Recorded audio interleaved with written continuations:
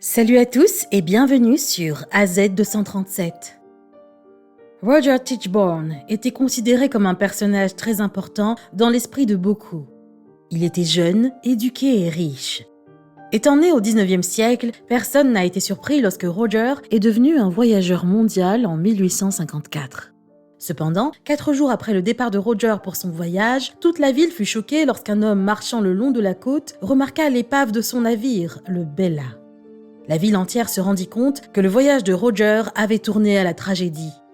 Mais grande fut la surprise lorsque le soi-disant Roger Tichborne, supposé mort, revint soudainement à la vie, quelques années plus tard. Naturellement, les gens eurent des doutes.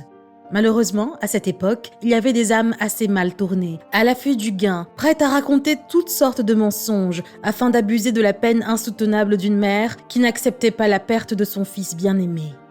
Regardons cette histoire. Mais avant de commencer, j'aimerais vous rappeler qu'après avoir regardé cette vidéo, vous pouvez faire un tour sur notre chaîne pour découvrir de nombreuses histoires à la fois incroyables, intéressantes et émouvantes. Et n'oubliez pas de vous abonner à la chaîne et d'activer la cloche de notification si vous êtes nouveau parmi nous. Tout commença lorsque Lady Tichborne se rendit à un endroit que beaucoup de ceux qui étaient dans le déni de leur perte avaient tendance à visiter au cours du 19e siècle. Elle alla faire une lecture psychique par l'intermédiaire d'une voyante. La mère, pleine d'espoir qu'elle était, ne perdit pas de temps à douter de quoi que ce soit lorsque la voyante lui répéta ce qu'elle prétendait. « Votre fils est né et vivant et va bien. » Bien sûr, cette nouvelle fit le tour de la ville comme un feu de forêt. Les rumeurs se mirent à circuler, disant que l'équipage aurait pu être sauvé par un autre navire. Beaucoup de familles qui avaient leurs proches à bord du navire gardaient espoir, et personne n'était aussi optimiste que Lady Tichborne. C'est ainsi qu'elle décida de placer une annonce dans le journal. Celle-ci ne donnait pas juste une description précise de l'apparence physique de Roger au moment de sa disparition. Elle précisait également qu'il était l'héritier de toute la fortune de son défunt père. L'annonce mentionnait même une belle récompense pour toute personne qui pourrait fournir une information aidant à retrouver son fils disparu. Les Tichborne étant une famille bien connue et admirée, la disparition de leur fils n'avait laissé personne indifférent. De plus, avec l'annonce de la récompense promise, des dizaines de personnes se mirent à la recherche d'une éventuelle trace de vie de Roger. Mais hélas, près d'une décennie s'écoula sans la moindre piste. Pendant ce temps, un homme du nom de Thomas Castro, qui vivait à Wagga Wagga, en Australie, se retrouva dans une situation difficile, car ses dettes se resserraient de tous côtés. En raison de sa situation désespérée, il inventa une histoire, se faisant passer de façon choquante pour le survivant d'un naufrage.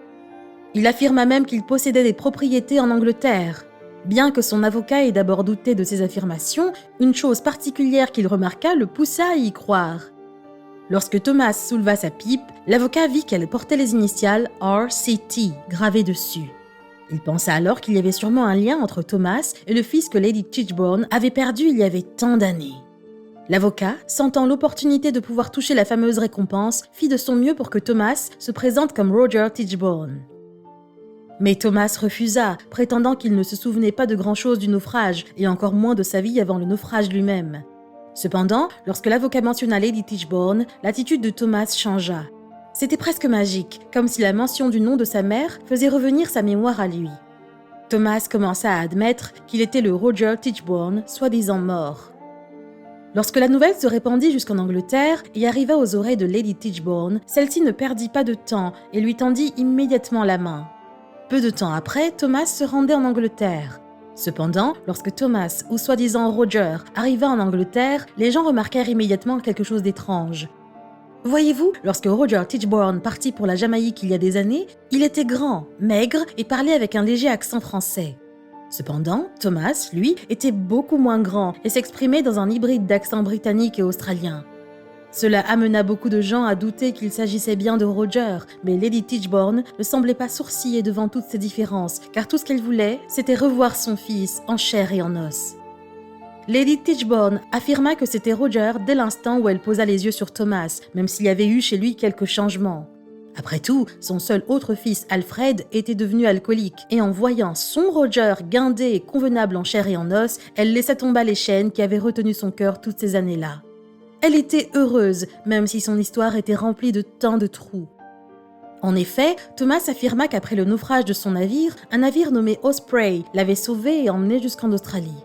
Même s'il avait passé la plus grande partie de sa vie comme boucher dans un pays lointain, il affirma qu'il était prêt à reprendre sa vie, ainsi que sa position légitime en tant que 11e baronnet de Tichborne. C'était assez présomptueux de sa part, mais sa mère n'y voyait aucun problème. Thomas décida donc de s'installer définitivement en Angleterre. Cependant, il était à court d'argent. Bien sûr, Lady Tichborne vint à sa rescousse, car elle n'eut aucun problème à lui en prêter. Tout cela pour que son fils revienne sur sa terre en toute sécurité, n'est-ce pas? Elle n'était pas alarmée par le fait que Thomas insistait pour qu'un testament soit également rédigé. Auparavant, Roger n'avait pas montré le moindre intérêt pour un testament, mais pour une raison quelconque, Thomas, qui était soi-disant Roger, se mit soudainement à insister. Bien sûr, Madame Tichborne ferma également les yeux sur ce point.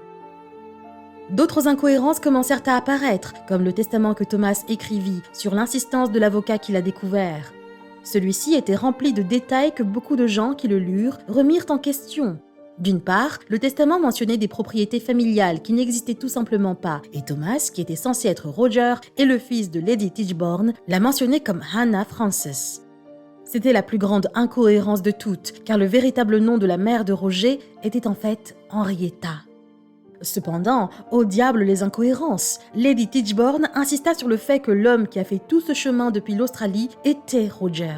Même certains amis et le médecin de la famille étaient d'accord. De manière surprenante, Thomas put néanmoins leur fournir quelques détails de l'enfance de Roger, qu'aucun étranger n'aurait dû connaître, comme son matériel de chasse à la mouche préférée et le nom de son chien d'enfance. Par contre, le fait qu'il ne montre aucun signe d'éducation n'aida pas son cas, car son orthographe et ses écrits étaient truffés d'erreurs.